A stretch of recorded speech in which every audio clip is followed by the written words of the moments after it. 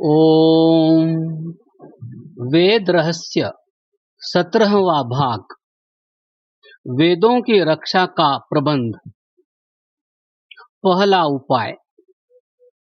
वेदों की रक्षा का जो पहला प्रबंध किया गया था वह वेदों का पाठ था।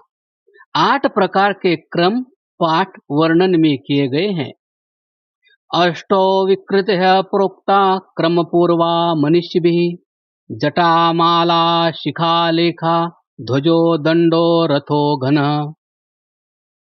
इन 8 क्रम पाठों में से जटा और दंड प्रधान है, क्योंकि जटा के पीछे चलने वाली शिखा है और दंड की अनुसारिणी माला, लेखा, ध्वज और रथ हैं।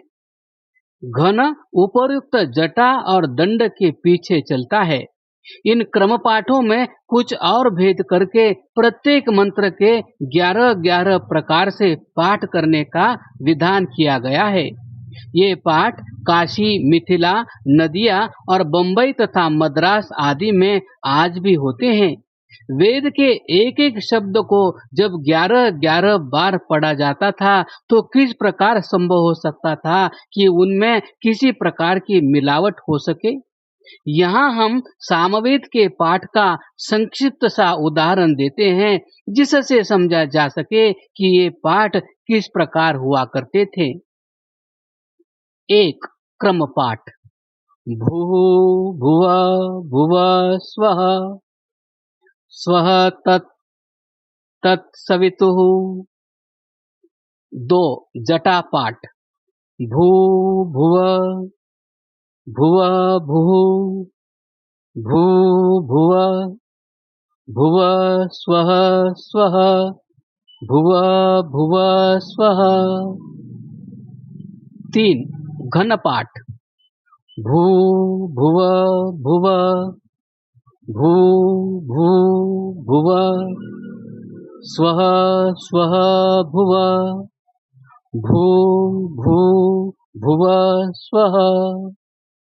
यह पाठक्रम अत्यंत प्राचीन काल से चला आता है।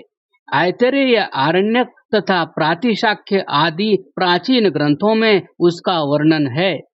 श्री पंडित सत्यव्रत सामश्रमी ने अपने प्रसिद्ध ग्रंथ त्रयी परिचय में लिखा है कि इन जटा आदि पाठों के नियम व्याड़ी प्रणीत विकृति पल्ली नामक पुस्तक में अंकित हैं।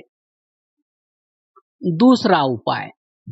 चारों वेदों की छंद संख्या, पद संख्या, मंत्र संख्या तथा मंत्रानुक्रम से छंद, ऋषि, देवता बताने के लिए अनुक्रमणी नामक ग्रंथ तैयार किए गए थे, जो अब तक मिलते हैं। और एक वेद की एक ही अनुक्रमणी नहीं अपितु अनेक अनुक्रमणी आज भी मौजूद है।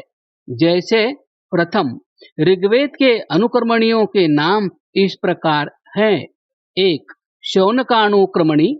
2. अणुवाकानुक्रमणी। 3. सूक्तानुक्रमणी। 4.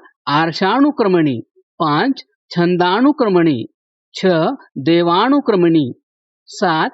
कात्यायनीयानुक्रमणी। 8. सर्वानुक्रमणी। 9. ऋग्वेद विधान वृत देवता। द्वितीय यजुर्वेद की 1 मंत्रार्षाध्याय। 2 कात्यायनीय सर्वानुक्रमणी। 3 प्रातिशाख्य सूत्र तथा 4 निगम परिशिष्ट।